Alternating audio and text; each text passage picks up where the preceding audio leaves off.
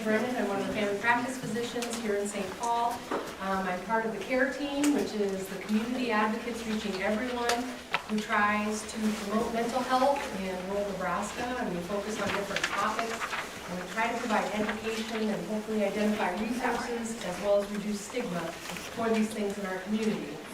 Tonight we have a panel discussion, but we're going to start with the principal because she's kind of got the shocking statistics that I think will be worth everyone's time. And then each of us will just kind of go down the row and give you a piece about how alcohol and this addiction can potentially affect our lives, your lives, and everybody else's lives in different ways. Okay? Thanks for being here. All right, so I'm Jen Hagan. I am the 712 principal here in St. Paul. We give, every other year, we give a survey to our 8th, 10th, and 12th grade students, and it's called the Nebraska Risk and Protective Factors Student Survey. And UNL is actually who puts this information out. So UNL sends us the materials, we have the kids take it in class, and we send it back. They give us the results, although the results are usually about 6 months off from when we need them. But the last one we gave was in 2014, so those were our newest results. We just gave this survey to students this spring. Already, we've given it to them, and so we should get those back hopefully before summer, I would like to say, but I'm not 100% sure on that. Late summer. Late summer, yeah, late summer. Before we are able then to compare if the last couple of years what we put into place is doing any good. From here at school, from the Howard County Substance Abuse Coalition, from efforts from the CARE team, all of us are kind of working together to get this data to change in a positive way for our kids. So that is the survey we get, and it's not going to be the best, and I did give you handouts of most of the surveys that we got back from kids, but I have a few of them that really stood out to me I also put up here. So this is our 8th grade substance use in 2014. The blue report level is St. Paul, the red is the state level, and the national level is in green. So if you just look, and I had a hard time looking at the lifetime use of alcohol at 8th grade, only because I'm worried they think, okay, I go to communion, I have wine there, things like that. I wasn't, there's a little bit of that in there, I'm sure they were confused by that question. But current alcohol use, then, we also have the report level, St. Paul 7.5, the state 4.4, and the national level at 9. So that's the 8th grade. It gets a little more interesting when you go to the 10th grade. When you look at current alcohol use, lifetime use, I guess we can start there, lifetime alcohol use, we have it for St. Paul 62.8, the national percent was 40.5, sorry, state, and the national level was 49.3. So we're well above lifetime alcohol use. Then with the current alcohol use at this time that it was given for 10th graders, here in St. Paul 32.6, it drops to almost half at the state level, and then 23.5. So we're significantly above at 10th grade level. Jen, explain 32.6, what does that mean? 32.6%. That responded that they currently, of all the kids that took this survey at 10th grade, that they currently use alcohol. So 32.6 have used it in the last 30 days. Yes. And then lifetime is have used it at all in their lifetime. Have used it all in their lifetime. Then you have the 12th grade, which goes up considerably.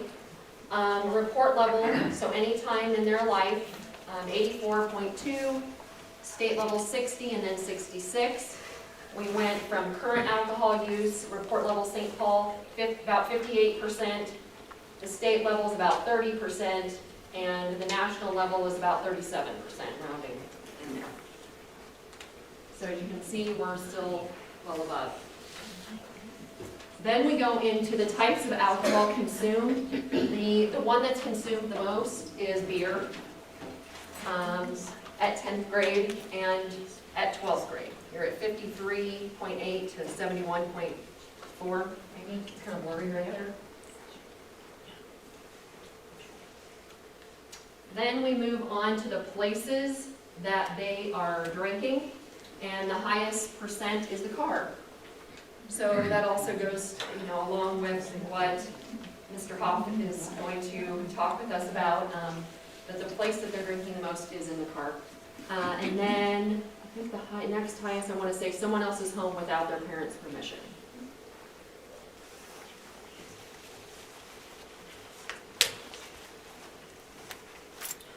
Sources for getting the alcohol.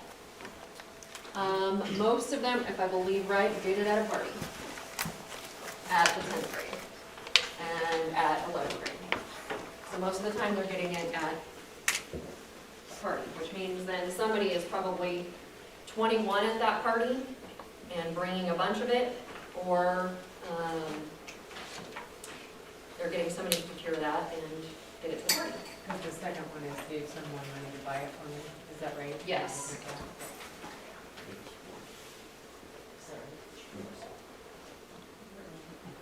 The percentage reporting that the following substances are sort of easy or very easy to obtain. It's not really work up there that way easier. Okay,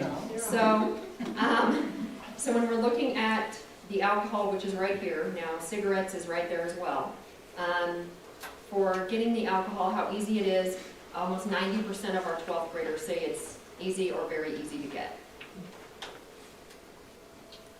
Past 30 days, alcohol impaired driving. At 8th grade, we have 24.4% rode in a vehicle driven by someone who had been drinking alcohol. At 10th grade, 14.3 were actually driving, 41.9 were riding. At 12th grade, 31.6 drove when they've been drinking, and 47.4 had ridden with someone who had been drinking. There were some major stories this last year that came to the forefront in St. Paul Public Schools.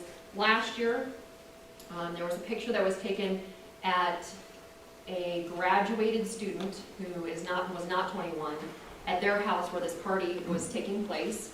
And there was a number of St. Paul students in the picture, and there was alcohol around, some were holding it, things like that. It really caused quite a stir in our community. There was a lot of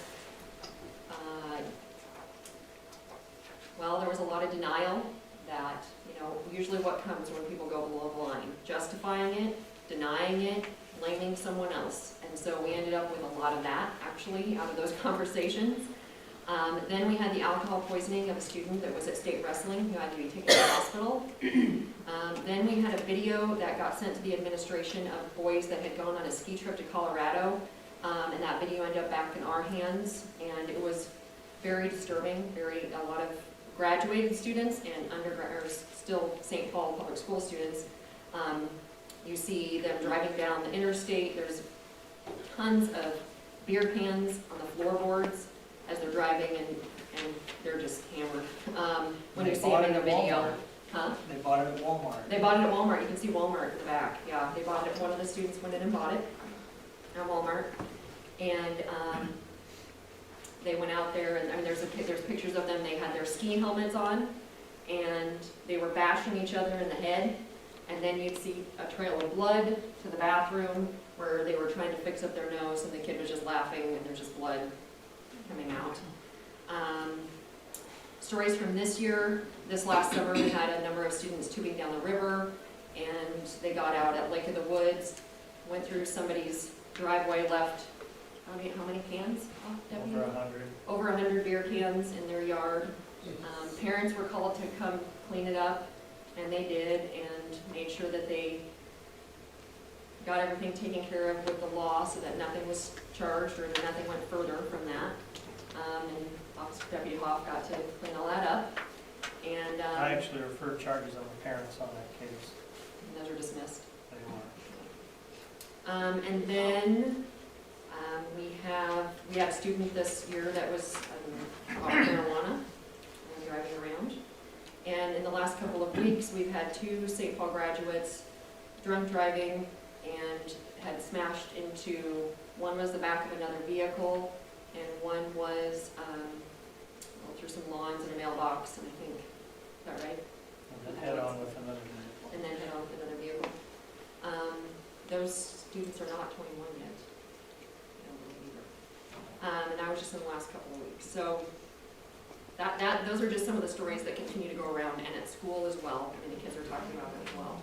So the concerns from the Howard County Coalition and the St. Paul administration, because I'm part of the Howard County Coalition on substance abuse and alcohol also part of the care team.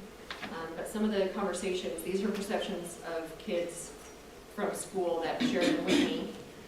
It's who you know and who you can get out of trouble, or excuse me, it's who you know and who can get you out of trouble in this town. A lot of peer pressure to go out and drink.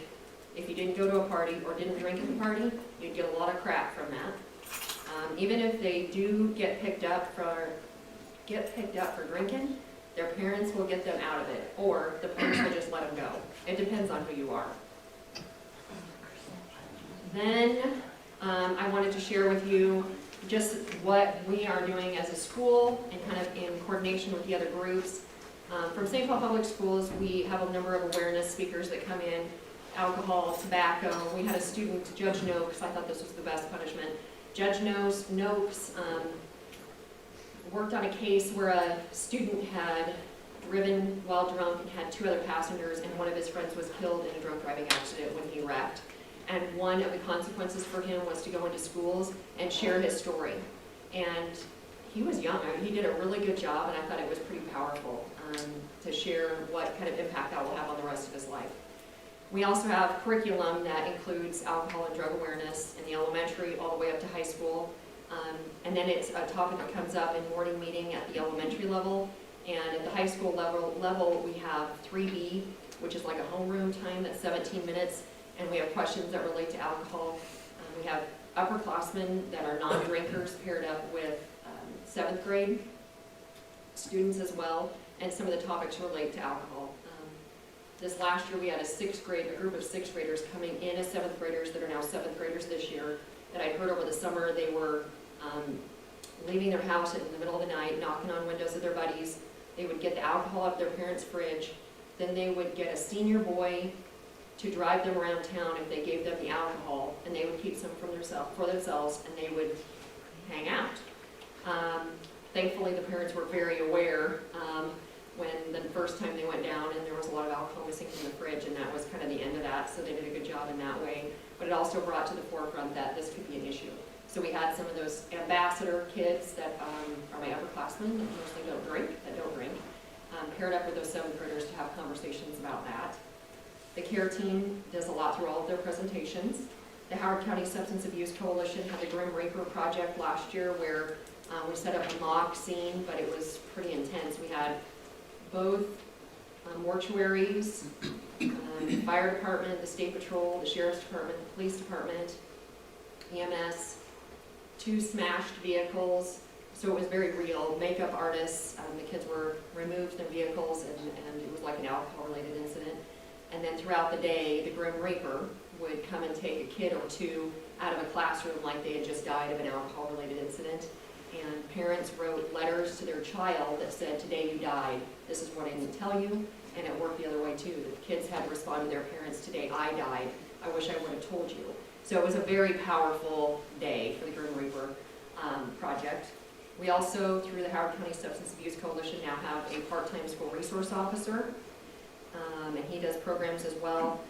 One of the other things that we talked about the year before is that there are a number of kids that alcohol is not just a social thing for them, but it's a coping mechanism for dealing with some sort of trauma in their life.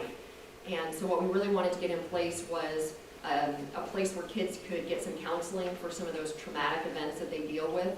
And so we do have Center for Psych that is funded through a grant that comes to school every Tuesday to provide counseling services for kids. And then the Howard County Substance Abuse Coalition did take the same numbers and slides to the city council to make sure they were aware of the perceptions and what's going on with our youth, and the county commissioners. We're asking for the number of cases from the county commissioners and the city council. We're asking for the number of cases that are dropped, diverted, or prosecuted from the county attorney. So that's one thing. From this time on, we're going to be looking at that data to see if kids care if they get caught, or if they get caught, is anything done, and so it doesn't really matter. They can do whatever they want. So we're kind of in the middle of that, I guess, from a school perspective, and then through the CARE and Howard County Substance Abuse Coalition. So, any questions about my piece? I tried to do it fast because I was only supposed to take 7 minutes. I'm pretty sure I didn't make it. Are there any questions about that down and dirty and kind of to the point, I guess? Okay.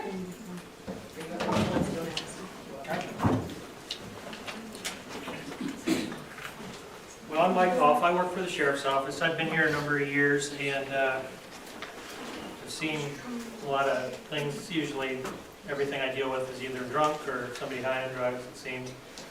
Today, I started off the day, stacked up on a house at 6 o'clock in the morning to raid it for dope, and I was less nervous than I am right now, I can tell you that. I'm shaking my boots here. And then second thing I did today was work a drunk driver at 11 o'clock in the morning. He was under the legal limit, but it was 11 in the morning, so he only had an open beer and ended up getting a ticket for that speeding. So anyway, that's what we do, deal with a lot of alcohol-related offenses and people under the influence. It seems, you can't even go to a old lady calling about her cat in the tree anymore because either the old lady's drunk or the cat is. So, anyway, the biggest problem that we're having with the MIPs is there's two things. One, we get a lot of resistance from parents. Parents it's not every time, but it's probably more than not, we're the jerks. It's not, go ahead and backhand your kid. I don't care. They're mad at us. And then the other part is getting it prosecuted. It's just ugly, and getting it to go through sometimes. And there's some years we get a lot. Sometimes we'll have 40 or 50 MIPs in a month. We get a couple of beer parties and then get that many. Then other times like I think right now I looked up our statistics, and last year we were at 75 alcohol violations. That could be open containers, drunk drivers, and MIPs all combined. It was 75. We're That pretty could be small. Older people? That's everybody. Okay. Yeah, this is overall, not just kids, but so yeah. We would really like go back into the community, and I want them to know that we're having a hard time with getting prosecutions. And then there's people in our community there's people in law enforcement that let it go. They do, and they've contributed to it. I've seen it, and it infuriates the heck out of me, and I just want to make that better and make everybody aware of what's going on with the booze. And problems are not good. Why is it hard to prosecute this? I don't know. You catch a kid with beer, it seems pretty easy to me. Yeah. But, yep. So you're saying that the parents won't back you up? They think that Not you're all the wrong? time. Yeah, it's probably more than 50-50 against us. Yeah. So even School if their perspective as well. kids are caught, and they're caught red-handed, Yep, they won't admit it? or it's our fault. That seems sad. It's like, I've heard, I mean, oh, come I'm on, at sorry, least they're that not out seems driving sad. on the road. That's what I hear when we do the beer parties, when we raid it. Well, at least they weren't out driving on the road. Well, they're gonna, Yeah. yeah, right now they're not, but they're gonna, so, yeah. With this lack of prosecution thing, is it paperwork? Is it the judge? Is it the county attorney? County Is attorney it- level, generally speaking, yeah. Paperwork, you write a ticket, you hand it over. That's easy. And cops that say there's a lot of paperwork are lying. He doesn't want to Well, I prosecute. understand. I knew the answer to that question. He doesn't What I want hear to you say. he doesn't want to prosecute, or he has pressure not to A prosecute? lot of pressure, Pressure. Really? She mentioned an instance, there was a bunch of high school kids that went down from Elba to St. Paul on the river, and they got drunk, and they got stranded at this guy's place at Lake of the Woods, and he didn't know it. He was asleep, it was late at night. He woke up to this mess. I mean, it was like Woodstock was there, the beer cans and garbage, and who knows what laying around. It was just a party. And we found out who it was, and the parents contributed to that, but they didn't get prosecuted. I wrote the parents a ticket when they showed up, and they cleaned up their mess after their daughter. That same family, the child talked in my office about the incident with the alcohol poisoning, was in the group of that, and talked about how her mom will hold back her hair when she's puking from being so drunk, and it's just, I can't imagine, I don't know, would you hold back your child's hair if they were feeling that drunk? You know, I would be out chasing cows or laying pipe in the middle of dinner before that would happen at my house. And then these things happen, and you see the kid out the next night. You get them for something, and you see them out. They don't get in trouble at home, so. Anyway, any more questions? I know this presentation is about alcohol, but are you seeing like marijuana and meth and other things in the kids too? With kids, Yeah. catch some pot sometimes. Meth, no. Pills, pills and pot, yeah. The math, I'm trying to think. Not, the last time I got a little kid with math, or a young kid with math, I can't even remember. But pills and pot, yeah. They had talked, I learned from one of the kids, and I don't know if it was, I don't know that it was here in town, they had just heard of this, that they have farm parties, pharmaceutical parties, and so they just dump all the pills from their parents' cupboards in with a batch of alcohol and stir it up so that it dissolves, and then they have a farm party. And that's real dangerous. I'm And that was surprised- in our community. yeah, I'm surprised nobody's overdosed on that. It was in our community. That's very Thank you, nice. Ms. Dr. Brown. What's that? She said thank you. Thank you, I knew I heard that somewhere, but it wasn't a kid, it was. Your jurisdiction is the county? Yeah, work for the county. What involvement does the city police have in the efforts of the, I don't know. You know, I handled a call for them the other day, alcohol related, call for them the other day. They had some conflict of interest, but I don't know what they're doing. I just know what we're doing. The parents should be able to see their kids laying in a coffin, and someday they will if they don't help.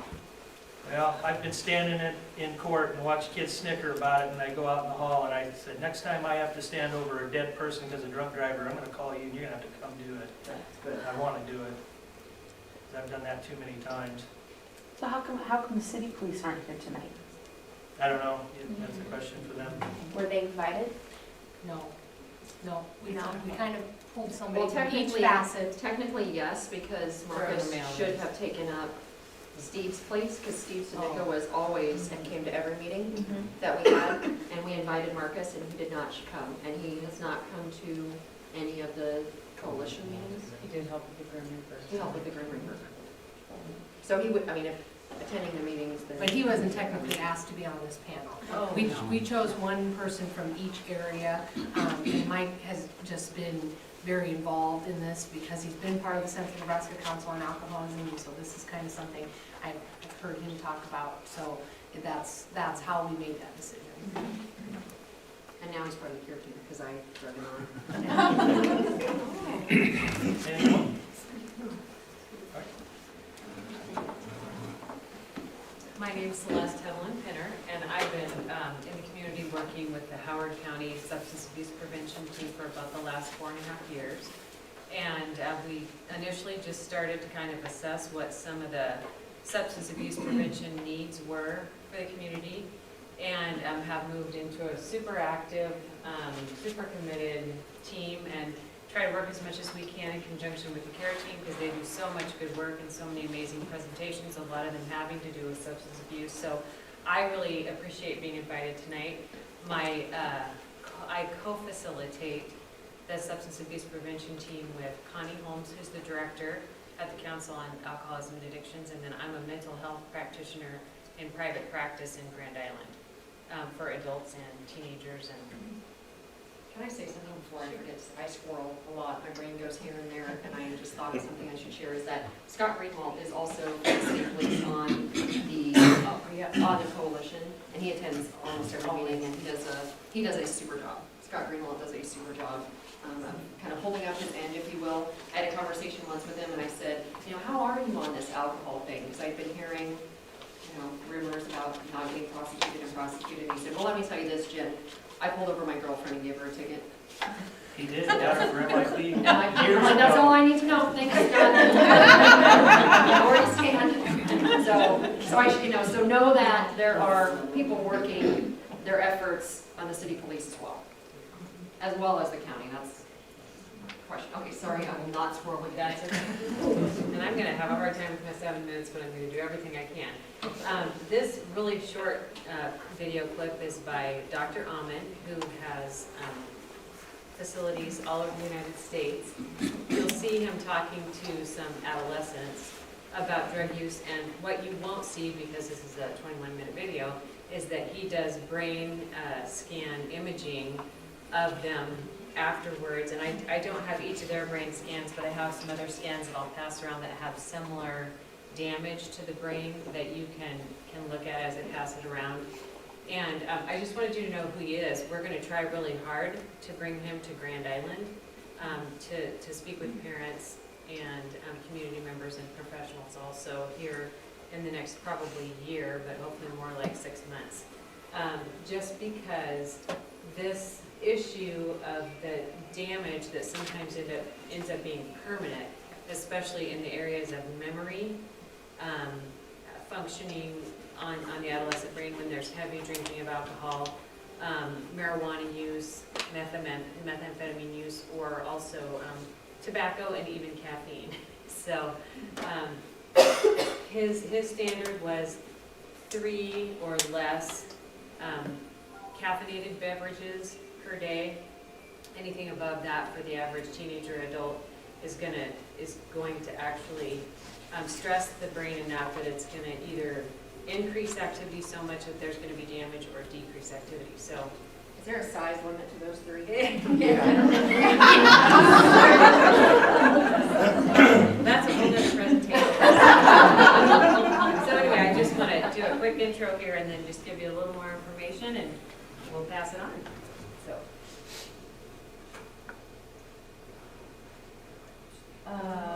Play which brain do you want? How do I do that? Well, I don't know, because I never got this screen. Did you just push play when you were on the Yeah, let me previous try screen? again. I'll stop and go back. Okay. Sorry.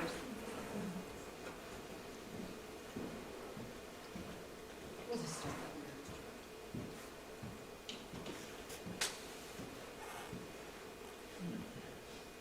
And I think we're gonna try to find a way to have the students watch this whole thing, since it's such a good DVD, and all the kids he does brain scans on are like, I'm never drinking caffeine again, I'm never drinking it out. I mean, you know, they actually see their brains are like, no, never again.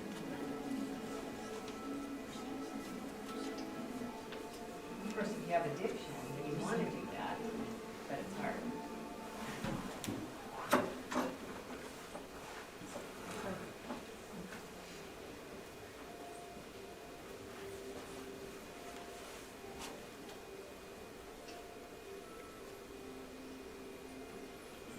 Is it on?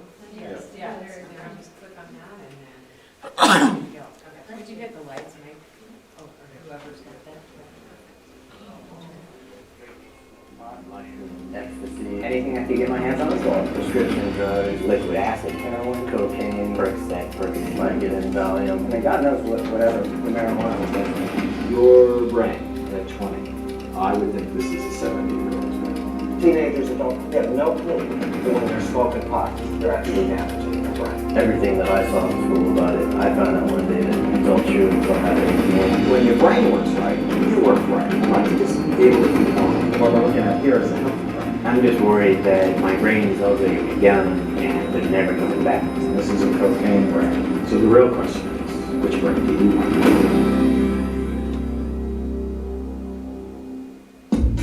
Dr. Daniel Amen is a psychiatrist, brain imaging expert, best-selling author, and medical director of the Amen Clinics. He has pioneered the use of brain imaging in clinical psychiatric practice and is a noted expert in the field of the brain and behavior. Dr. Amen's breakthrough research and insights provide hope and more effective treatment for millions of people today.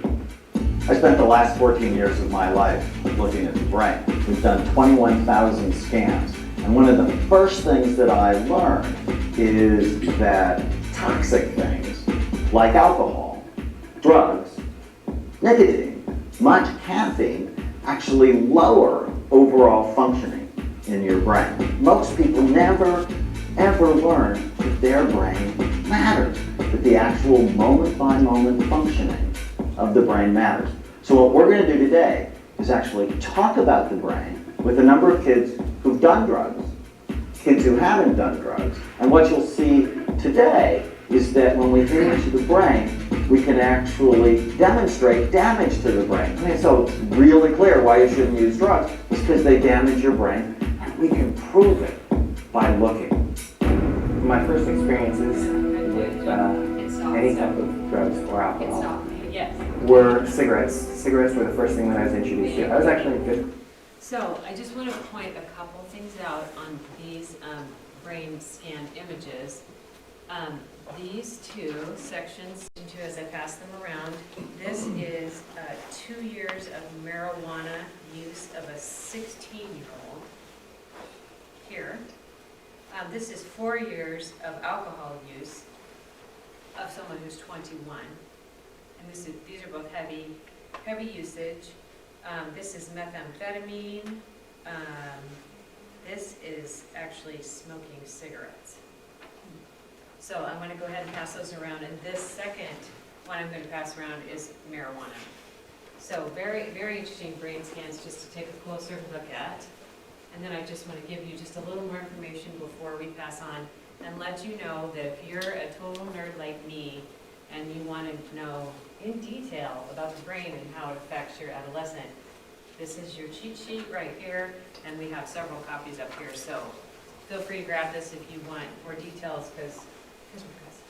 Take a smartphone picture of it. Sure, you can do that too. All right. So adolescents' brains, alcohol impacts them very differently than adults.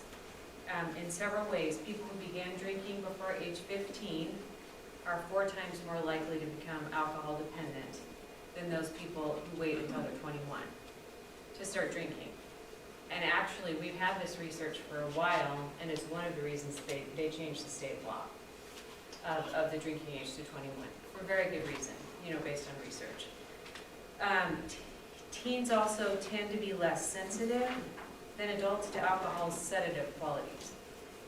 So what that means is they don't get sedated as fast as adults do, so they can drink a lot more before they actually feel sedated. They can stay awake a lot longer than we can, which means they can drink a lot more. And so that makes binge drinking a lot more likely to happen because they're younger and they have this ability to do that with their young, strong bodies.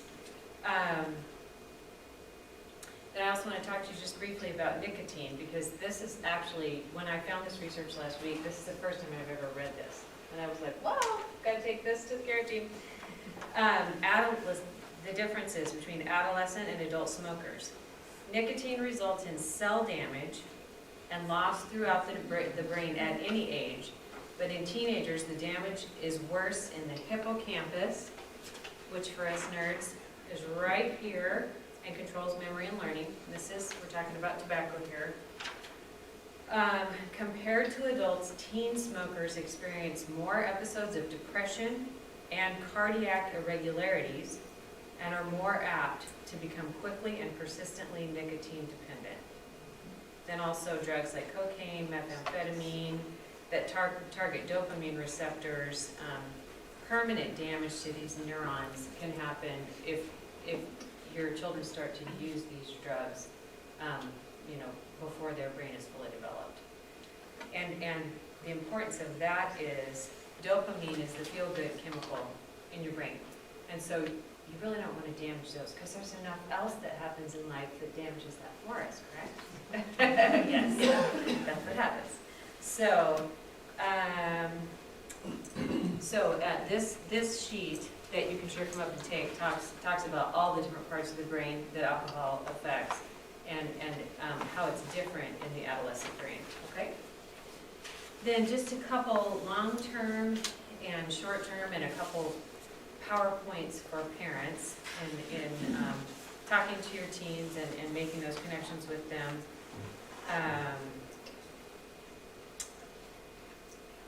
Adolescent alcohol, this is the first time I'd read this too last week, so this was pretty crazy. Adolescent alcohol use sets up a persistent increase in activation of the brain signals that contribute to inflammation. How many of you have heard health information about inflammation and what it's connected to? Inflammation is connected to depression and anxiety and Alzheimer's, long run. So even your child drinking alcohol as an adolescent is setting them up not only for more depression and anxiety, but possibly even triggering an inflammatory response that is going to cause them to be more predisposed to Alzheimer's disease in the long run. Very scary stuff. The younger someone starts, as I'd said before, the greater the chances they'll have alcohol use problems in their lifetime. It's hard to know whether this is due to alcohol exposure or to genetics and family environment. We do know that about 50% of the risk for alcoholism is inherited. But many factors contribute to this genetic vulnerability. So I believe the statistics are if you're male and you have one parent who has alcoholism or addiction, you have somewhere between a 50 and 60% chance of developing that yourself just based on genetics. And if you're female, it's maybe 10% less. If both of your parents are alcohol addicts, or alcoholic or addicts, it gets much higher. It gets more like up in the 70 or 80%. So the power of parents, this is what I want to speak to last. It's just so important, two things, that you talk to your kids about what your family's values are and what your family's boundaries and limitations are about drinking. Because what happens is everybody feels a little bit confused. Like, well, maybe I drank in high school, maybe a lot of my friends did, it's kind of a rite of passage. They're going to do it, you know, I can't watch them 24/7. But your influence and what you say as a parent is the #1 factor in causing kids not to drink. And we did do focus groups at St. Paul High School in the last year, and they confirmed that. And that it was like, my parents will kill me if I get caught. And maybe that's just a fear factor, but hey, if it's going to get them through till they're 21, when their brain's fully developed, or actually really it's more like 25, we know from research now, then that makes me very happy before they would drink. And then the second is you modeling healthy behavior with alcohol. And every family has different values about what that is, but I mean, I guess we, as the care team and the substance abuse prevention team, we would love for you to model what we know your kids need. You know, we know your kids need to see moderation, or they need to see abstinence, and that it needs to be laid down. You will not drink, you will not drink until you're 21. And you will not drink in my house, and you will not drink and drive, those types of things. You have to be very, very clear, because if you don't set those values and talk about those values and talk about them often, not just like, yeah, I said that once when he was 14. Well, and he wasn't listening then, so you're gonna have to say it like 27 times, and then maybe it'll sink in. So that's important. To say it repeatedly, and then also to be really careful about your behavior with alcohol, cigarettes, that type of thing, around your children in modeling healthy behaviors to protect their brains, and then the memory and learning problems that can be long-term because of that effect of those drugs on the hippocampus. So, Can I say one thing on that one, so parents, the kids?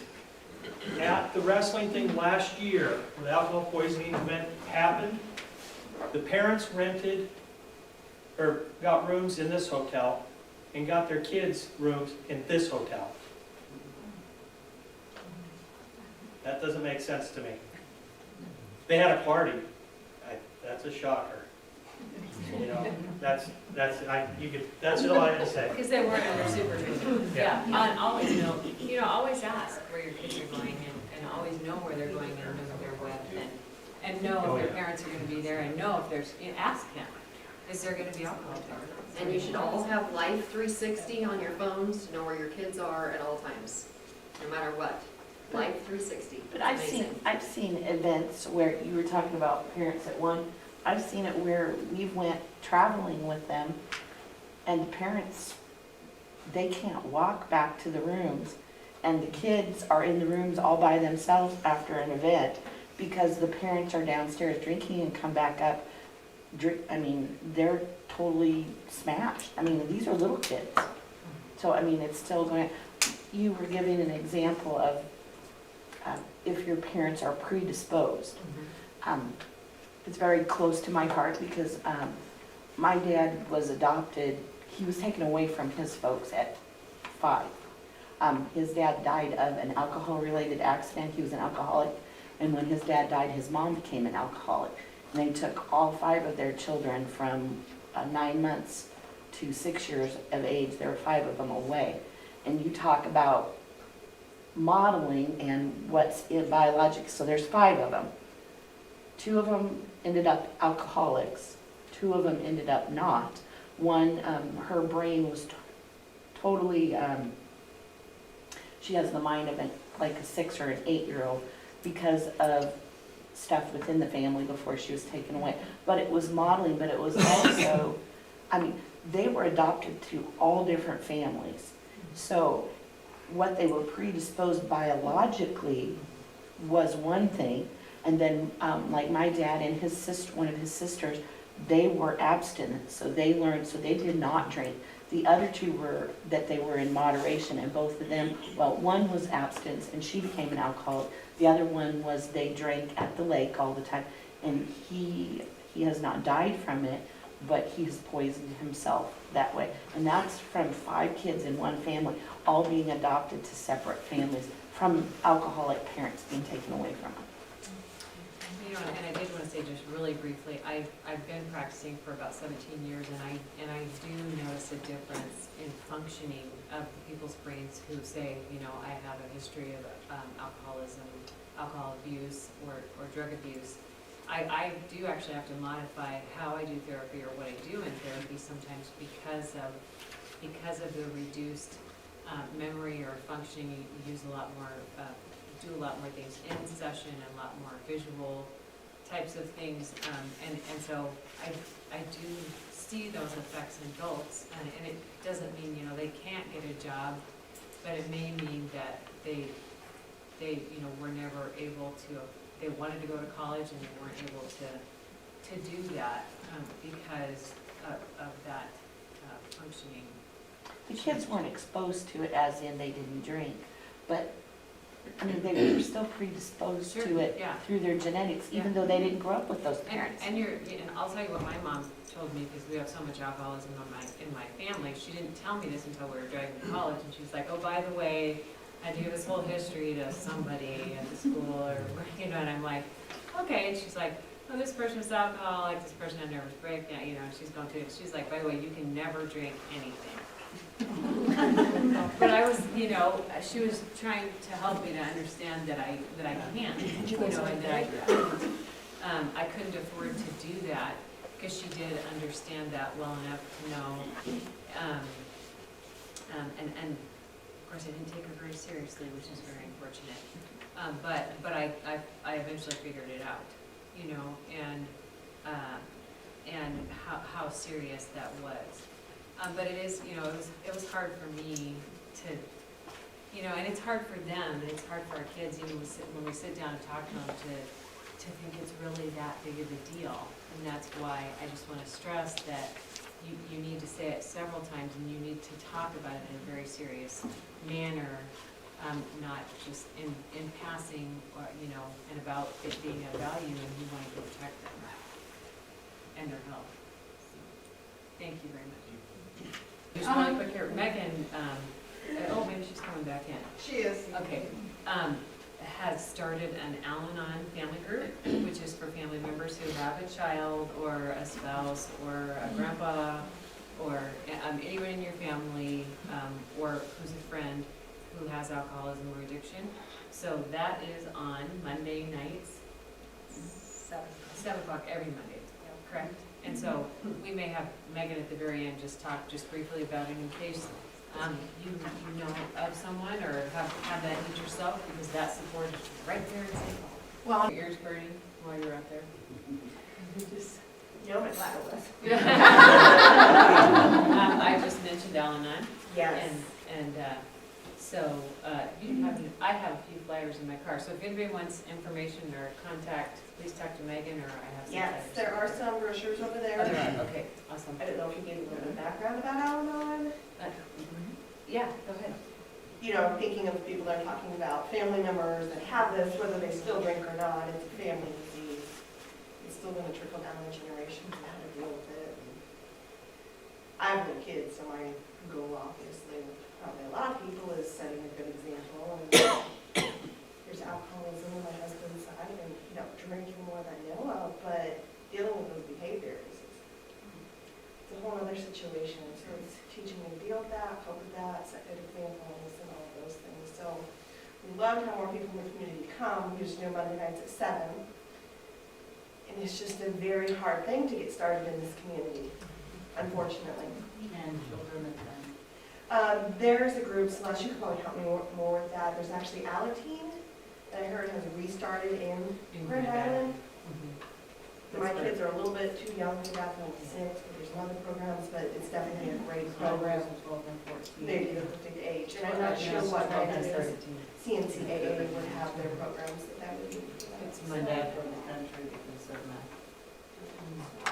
He's a judge. So I can get you some more information about the Alateen.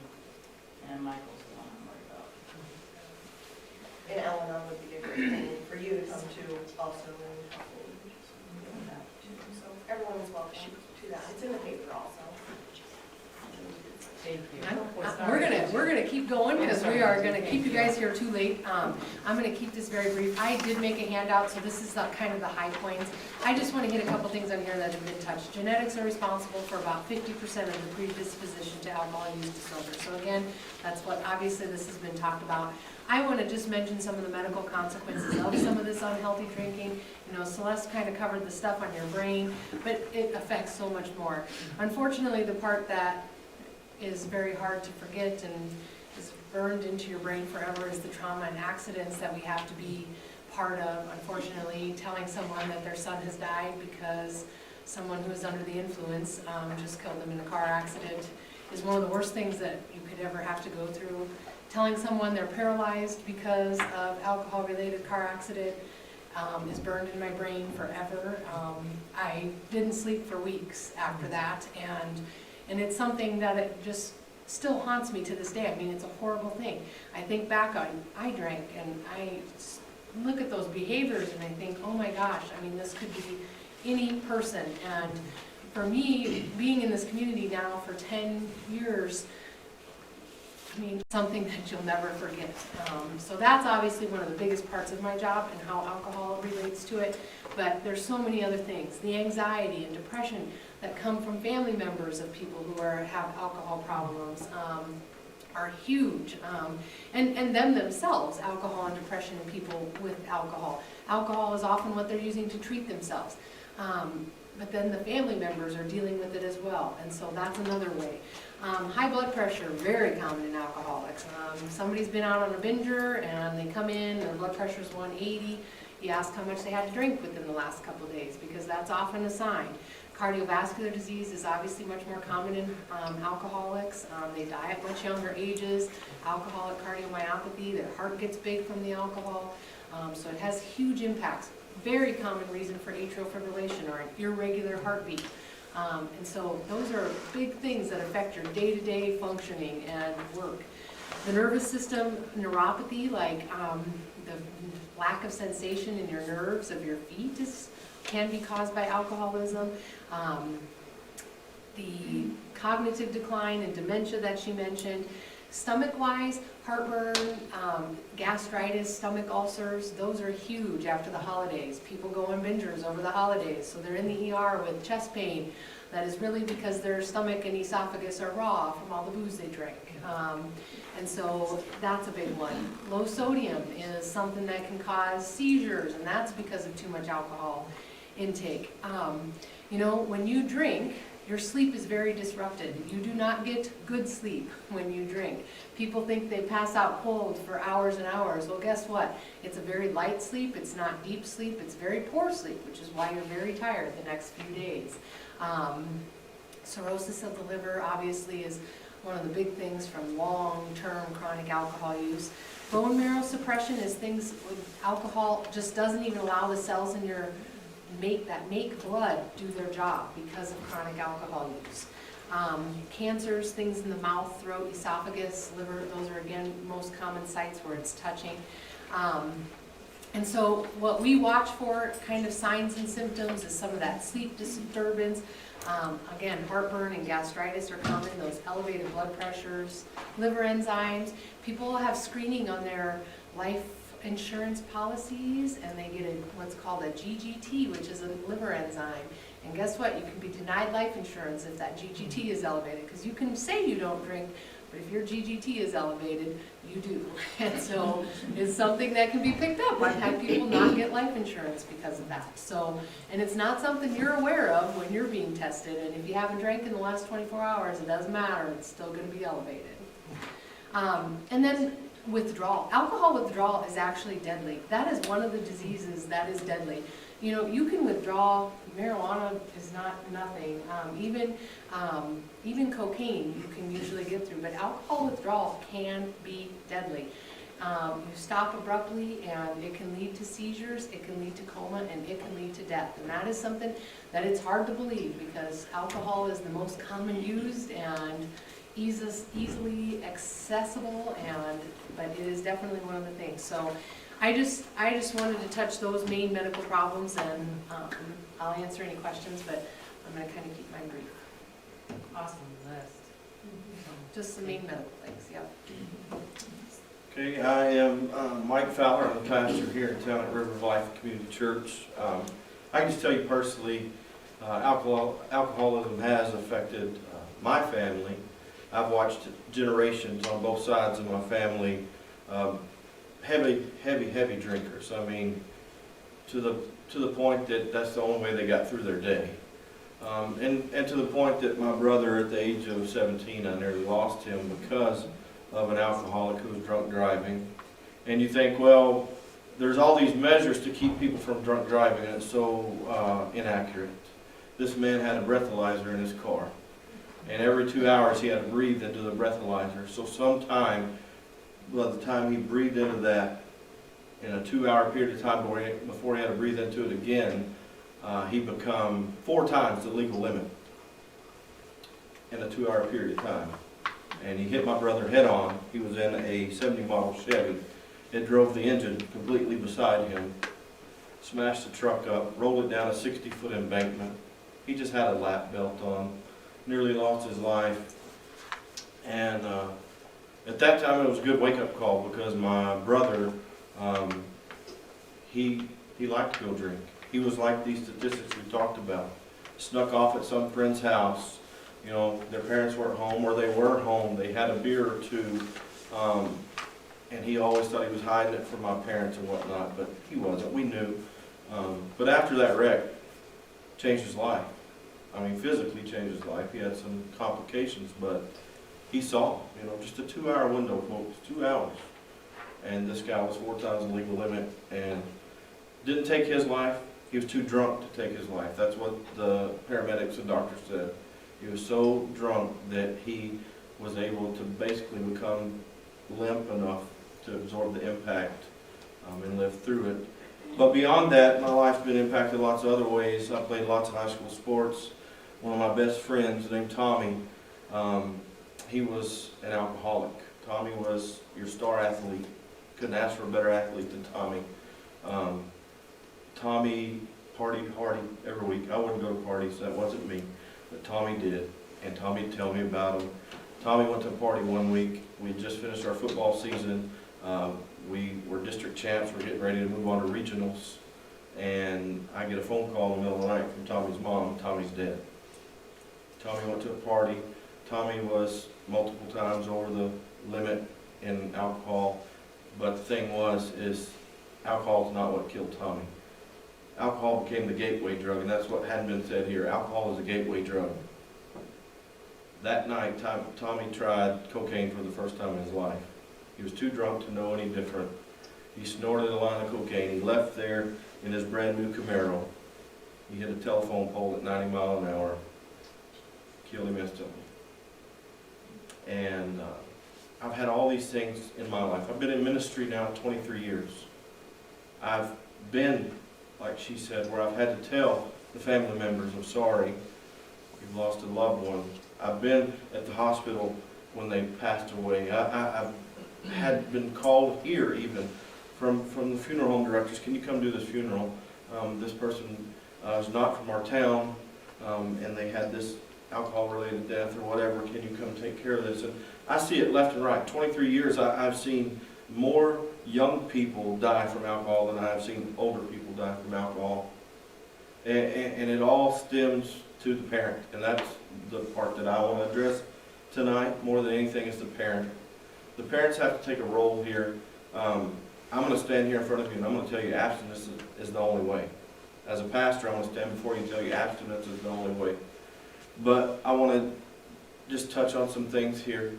The parties and things that have been brought up. I have a daughter in the 7th grade. I hear about this stuff every week. The narcotic use that started up, the pill parties. I hear about that from my 7th grade daughter. She's telling me, Dad, these people won't hang out with me. They won't do nothing with me because I won't do this. I won't go get drunk with them. She was called in the middle of the night. Now, my daughter doesn't have a cell phone. We have a home phone. It's a cell phone, but it's a home phone. And it's for them to come to school with so that we can communicate with them, and that's all they get to do. She snuck it to her room. She got a phone call in the middle of the night this past summer from those same girls that were sneaking out and going and taking liquor from parents' liquor cabinets and going and having parties and riding around with these guys. She got a phone call, can you come? At that time, we were still living in town, and of course she says no, but it doesn't matter how old your kids are, you're still their parent. Those of you who have kids who are out of the house, you're still a parent. Parents, we have a role that has been reversed here. The kids are parenting the parents. The kids are telling the parents when and what they're going to do. And that can't be it. There was a reason that, and I'll say this on pastor, God created us as a parent to do what we need to do. And to inform our children, like the doctors and different people have talked about, of the measures, why you don't drink and why you shouldn't do this. And these conversations aren't happening. But more than anything, what's not happening and why I see students in our community having these drunk parties and these these drug parties going on is because parents are more apt to say, go to someone's house, go play your Xbox, go do this, go do that, so I don't have to parent you. They don't say those words, but that's what they're doing. They're farming their kids out so they're not having to be a parent. They're not dealing with the difficult situations. I watched in ministry for a long time the fall of the household. And what I mean by that is I see more and more every day where dysfunction is the new name for families, not functionality. We've got to get back to a place. If we want our children not to be alcoholics and not to be drug heads and into those things, we have to be actively involved in their life. If you're actively involved in your child's life, there is no way that you can argue with me or anyone up here that you would not know that your child was using some type of substance, whether it's alcohol or drugs. If you're actively involved in your child's life, you'll know those things. Active involvement is very important. Sitting down to the dinner table and having dinner with your family, being involved with your children is very key. We have families in this community, unfortunately, that are more than willing to take your kids and take the kids of this community and give them whatever alcohol and whatever else they want. And they'll stand behind it. I've talked to several that have. And they'll stand behind it, and they don't see anything wrong with it. But like Officer Hoff said, at least it was at our house. There's no at least. This is our children. This is our future. This is our community. And if we can't help get a hold of this through this care team and through the coalition that's out here working, it's going to become more than an epidemic. It's going to become a pandemic, and it's going to tear St. Paul apart as well as our surrounding communities. And so I'm coming at you from the point of I'm looking at ways that we can create healthy situations for parents to learn how to be a parent, for parents to learn how to be active in their children's life, for parents to know how to address this. You made mention you didn't quite know how to talk to your son about those things. It's that simple. We've got to know. Alcohol is linked to so many things, and I know Dr. Brennan could tell you, and I'm sorry, I never remember your name, Celeste can tell you. Like I said, it's a gateway drug, and, you know, we'll see other things, other drugs, and the thing that Ms. Higgins showed there, illicit drug use was up there. Sex trafficking, Grand Island is the #1 city in the United States for sex trafficking. Alcohol is one of the major contributors to this sex trafficking, to underage sexual activity, to all these things. And the reality of it all is Officer Hoff can go and he can work his tail off, and he can arrest kids and write tickets. And whether our court system here handles it right or not, doesn't matter. As doctor, she could go and she could talk to people till they're blue in the face. But until we come together and decide, hey, we want to be parents again, we want to raise our children and love our children and show them right from wrong and invest in them, all of these other things aren't going to matter. Because we can write 100 MIP tickets, but if the parents at home says, you know, it's no big deal, it doesn't matter, it's all for naught. But if we get a parent to understand that you have a direct effect on your children, even if you drink once in a while, you have a direct effect on your child. I have a cousin today that is, as they call it, a recovering alcoholic. His dad drank every once in a while. But you ask him today why he's an alcoholic, a recovering alcoholic, it's because of his dad.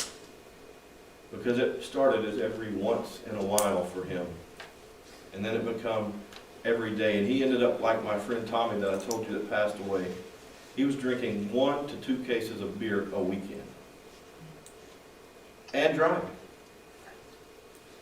And we see it here. Parents are encouraging it. I'm not here as a blame man, but I'm here as a pastor who's invested in this community, who cares about our community, who cares about you, who cares about these children, to tell you that social drinking, as this mom back here said, you can't go to a sporting event and go socially drink with your friends and leave your kids in a room and expect them not to say, well, that's going to be okay in my life too. You know, we can't leave our kids at home and go down to the bar for 3 or 4 hours and come home wasted and happy that the Xbox and the TV babysit our kids while we were gone and expect for them to think, well, alcohol's no big deal. Alcohol is a huge killer. It's a killer in our school. You saw those statistics. I have a daughter, like I said, that's in 7th grade. I have 2 5th grade sons. And every week I hear about parties and alcohol and everything under the sun. And just like that survey showed there, they believe that if they know the right people and do the right things, they can get away with it. And that all goes back to parenting. So what can we do in this community? We can become better parents. Open to any questions. Grandparents. And teachers, and I mean, all of us have contact with kids in a lot of different capacities, and what we say and do makes a big difference. Whether we're their parents or not, if they respect you. I have an announcement too, and it gets this right in with what you said. A speaker from Grand Island will be at St. Mark's Church this Wednesday night at 6:30. They're serving cookies and coffee, and it's on sex trafficking. And he is right. Last Thursday, GI was the #1 place for sex trafficking in the United States. The interstate makes it more possible, but I'm anxious to hear her, and I have her name at home, but I can't remember it, so I couldn't put it on here to tell you. So anybody that wants to come to St. Mark's, come to listen, 6:30. And I can verify that it's happened in St. Paul, sex trafficking. Yes. So if you think it hasn't hit here, you are wrong. And the thing is, Officer Hoff talked about it, the farm parties and stuff. Those are the best places for those guys with sex trafficking. They get those underage kids in there, they get them drinking, they drop something in the drink, they don't know what they're doing, they're whisked away, unsuspecting, sometimes never to come home alive, sometimes never to come home because they're dead. And it's all because they're socially drinking, they're doing what's okay. Social drinking is going to be the death of our kids, folks. Sorry, that's the truth. There's a woman in Bolas on sex trafficking She met a guy, she was a stripper, met a guy, got strung out on drugs, became a prostitute, was in Las Vegas. Her pimp would have her find kids, girls on Craigslist, and she would go get them, drug them, pass them around, whatever they do. They got caught. She fled back to home to Bolus and hid, and then we arrested her and turned her over to the FBI. That was in Bolus. Her parents, her grandparents were so disgusted, he quit his job and they moved. I don't know where they're gone. We're 25 minutes from the highway, and that's their thoroughfare for sex trafficking. And we're foolish if we don't think that alcoholism is not a direct relation of that. And it can happen here, Ms. Hagan said it, and it'll continue to happen here, these parties and things. I do a lot of ranch work. I'm up and down the community roads all the time, these county roads. Cans everywhere. My driveway, I'm 22 miles out of town. My driveway on the weekends, cans. You've got to drive a little ways into my house to get to my house. They come and they park in my driveway and they drop their cans, and it's not Farmer Joe from down the street. It's these kids, and they're finding wherever they can go and letting whoever will buy for them. And they're just going to continue unless we step up and do something. Yeah, and the frontal parts of their brains are not developed until they're 25, and so they are going to be more impulsive about everything they do. And so we kind of have to be their frontal lobe of their brain. We have to be the control part of their brain because they don't have it yet. My question is, what do we do from here? Because there's not a whole lot of people here. I mean, what do we, the ones here, we can be good parents, but what about the other 1,000 in town? Yeah. I mean, Unfortunately, you're right. I that's mean, gonna that's just continue my to be a question. problem. What do we do now? Something we talk about a lot at the Substance Abuse Coalition that I've been coming to for several months now. I'm the only parent that's been coming to those. The only parent has been showing up that is not part of the coalition for the last 6 to 8 months. And we need more parents involved. We need more parents to stand up and say, hey, it's not gonna happen in my house. It's not gonna happen with my kids. It's not gonna happen with anybody in my family. And that's where we have been talking for months now. How do we get more parents involved? Join us for the meetings, come talk. This is open discussion, both the CARE team and the Substance Abuse Coalition alike. I mean, it's something they've been working on for a long time now. We need to find support our something. kids that don't drink. Absolutely. You do not realize, I'm a sub, and they know what's said to the sub stays with the sub a lot of times. I hear a lot of stuff that most of the teachers don't hear in this school. And it's sad. It's sad what little kids will tell you about moms and dads. I had a little second grader who told me, because their dad drank, when she was a kindergartner, yeah, my dad, I got in trouble because I told somebody Daddy gets mad when he drinks, and he made my head wobble. She's tiny. She's a second grader. She's this big at second grade. Imagine what she was like at kindergarten. And he made her head wobble because he hit her so hard that her head wobbled on her head. And she got in trouble for telling because he had to go to anger management classes where he could get her back. But she went back to him. Well, Daddy doesn't do that anymore. I hear a lot of things, but we need to support the kids that don't. There are so many good kids, 5th grade, 6th grade, 7th grade, 8th grade, that don't drink, that don't want to drink. But they're pressured every day into doing it. And they see, just like we did, going on some traveling teams, their parents are getting drunk all the time and leaving them in the rooms. And they think it's okay. And then oh, did you see Coach so-and-so? And not saying these coaches. These are outside other teams in the summer. You know, Coach so-and-so, he was so smashed last night, he couldn't make it back to his room. It's wrong. And these kids, we need to support the ones that don't drink. They need safe places to go. And we need to be parents, you know, it's so important to be a parent who says, no, the buck stops here. We have a 5th grader. You know, I think there were 3 kids here tonight. You know, Max, we made Max come because we wanted him to hear what you guys were saying. I don't want him to do that. I don't want him to be my biological parents, my biological grandparents who died, both from alcoholism. I don't want that.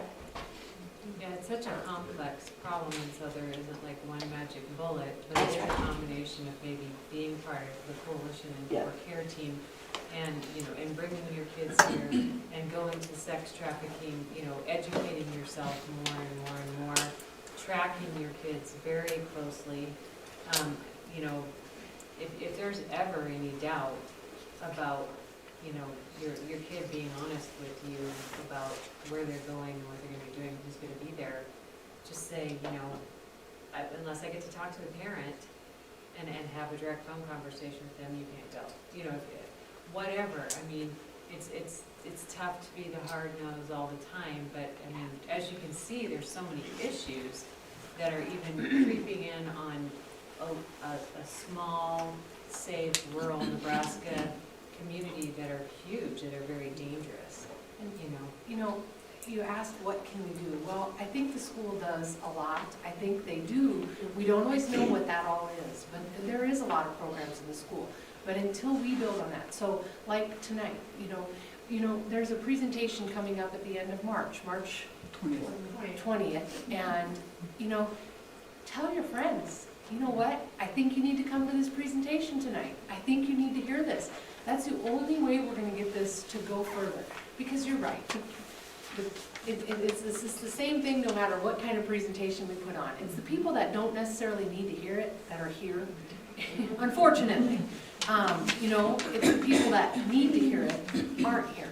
But you inviting a friend, and you inviting a friend, and you bringing somebody else here, and maybe instead of 30 people, we have 60 people. And, you know, we had a presentation on bullying after we had a close, you know, something close to our hearts. We had 100 people here that night. So when it directly affects you, they're here and they show up, but that was it. That was the end of that. And the next several presentations on bullying, nothing ever happened. And so it's bring your friends and tell them, you know what, I think you need to hear this. I think everybody needs to hear this, not just Bring you. them to church, But bring them to, it's you know, just, community it's presentations. being part of that community and saying, you know what, I went to that presentation last time and it was so good, I really think you need to come to this one with me next time, because I think it's good for everybody to hear. We need to remember that a little spark can start a forest fire. A little spark can start a forest fire, and if all we are is the spark, it'll keep going. And the thing is, these children are being hazed and bullied, so to speak, to drink and partake and do those things. But I see that being reflected in the parents' life too. I see the parents not feeling like they can stand up and say, no, you can't do this, and no, you won't be a part of that, because they're afraid of being hazed or bullied by those parents that allow their children to do so. And unfortunately, it's back to being in the elementary again, and we just gotta learn, you know, you can come against me and you can do these things, but you're not gonna hurt me. I'm gonna stand up for what I believe in. I'm gonna do those things and not worry about if this person's gonna like me or that person's gonna like me.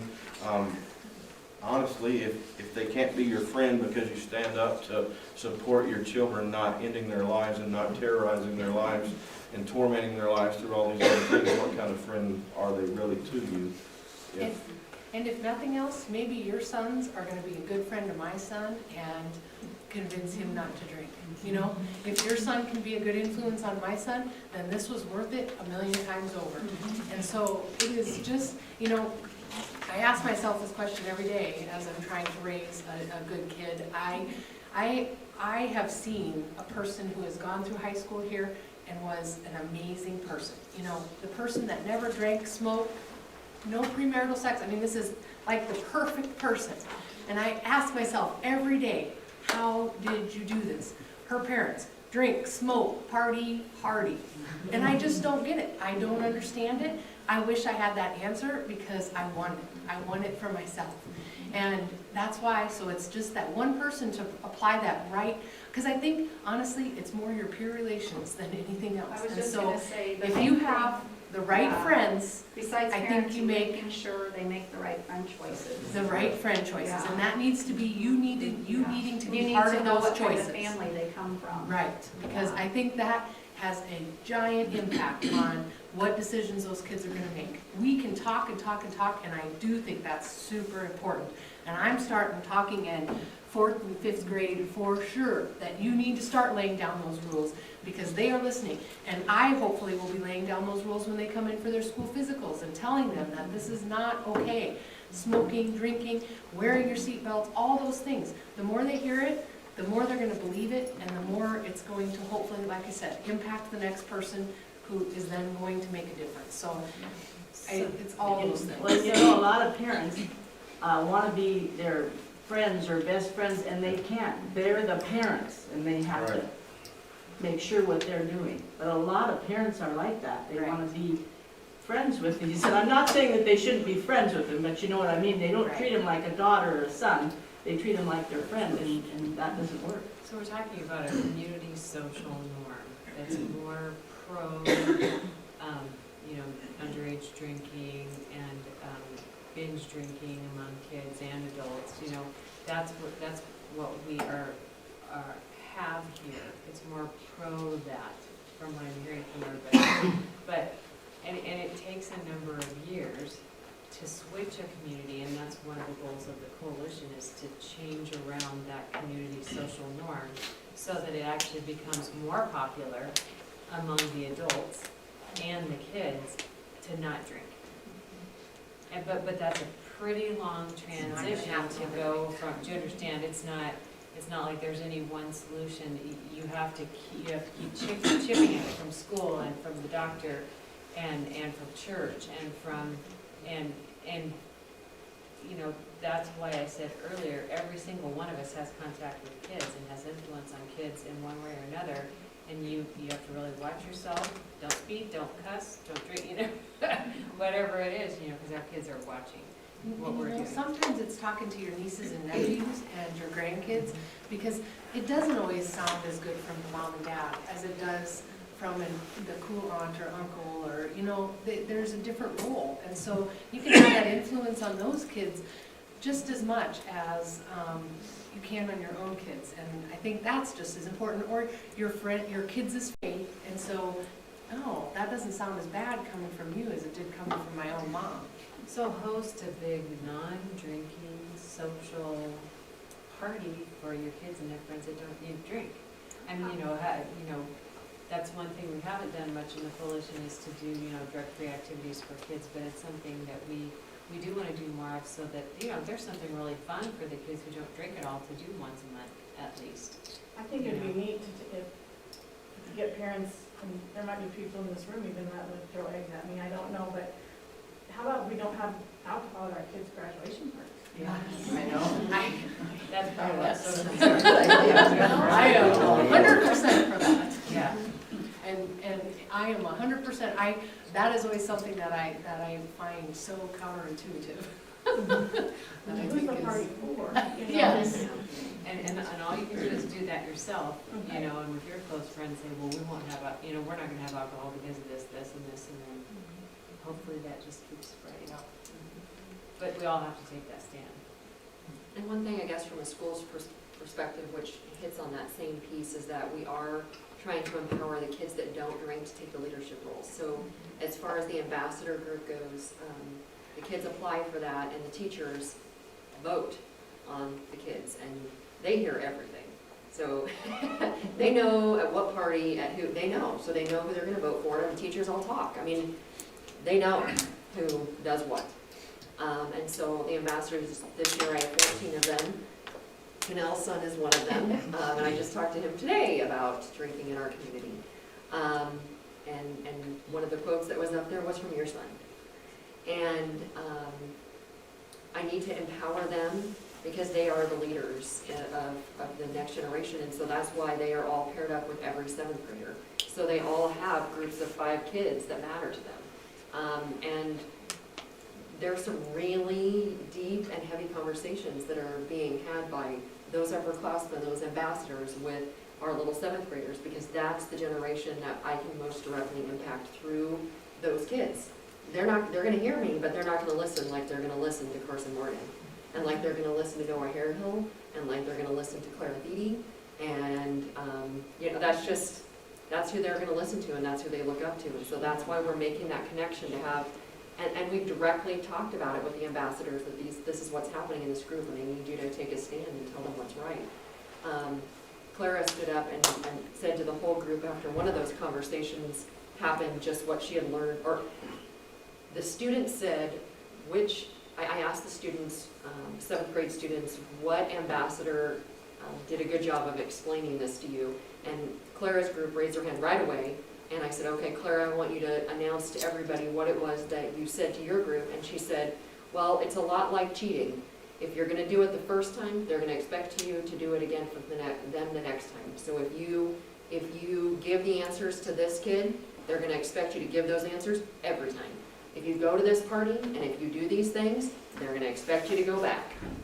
So that was one of the messages that got sent out about alcohol in our community, right there of what that expectation is. So we have to make it cool to not do it, I guess, is the approach we're taking at the high school level. I mean, we've given presentations, we've had people come speak, we've, done the Grim Reaper, we've done all of these things, but until they make a connection with someone that makes it important to them not to do it, we're probably just gonna spin our wheels. Which So, ideally is their parents.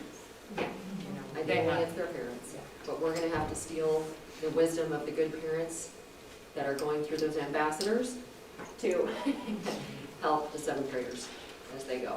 So that's our biggest next step, I guess. And Angie mentioned the next presentation. This is the second presentation we've recorded. We've made a YouTube channel, St. Paul Care Team. So you can, the last presentation was great on high-risk driving.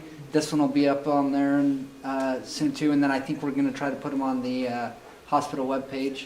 So, it's an opportunity for, if you can't make it, to view them or to share them with other people and that can't come. Kids might even be able to get some extra credit for Yeah, and we watching talked with a about that, parent. but really what probably needs, just one thing I'm thinking of within the ministerial association, because a lot of there's confirmation and CCD and all of those things, which is another connection to parents. Can they get some sort of extra credit at CCD and confirmation and all those places, especially for our junior high kids? That happen at church, if they watch it with their kids as well, that we're getting more connection, you know what I'm saying, than just Yeah. school. Because it's the parents, I can't, I have parents that are gonna sign off, yes, I watched it, and they didn't. You know what I'm saying, just for their kid to get extra credit in a certain class. So how do we, what's the other Can we connection? talk to those church leaders and have them share it themselves during those classes? Yeah, we certainly can. But how do we make the parents have that? You know what I'm saying? Yeah. We can't. It's a good tool. Great to have them. Yeah, I mean, I thought about, at some point in the middle of basketball, I get a ton of people at basketball games and volleyball games, when you're good, everybody shows up. So, I'm like, at halftime, do we stop and we're gonna do a 10-minute mindfulness thing? Because we also have kids that are going to drinking because they're so stressed out over here that they don't have coping skills.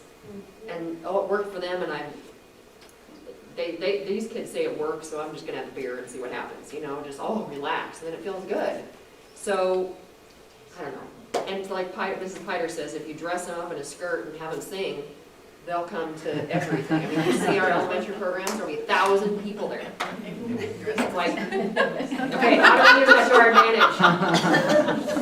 So, you put them in a jersey or you put them in a skirt, we're gonna get it. So we just have, as long as we have people standing up and not going, oh my gosh, I don't know that woman, why is she doing that out there? Maybe I'll get something across. Well, thank you very much for coming tonight. Again, Dr. Ian Newman will be talking on March 20th here, and it's just following up on this whole alcohol use and he's kind of a long time, he has done a lot of studies on and a lot of discovering on what alcohol does and how it affects the brain and the life and everything. So please join us again for that. And if you want to be part of the coalition, to come to those meetings or once a month, come up here and we'll have you put your email down and you'll start getting the alerts. Thanks. Very thirsty.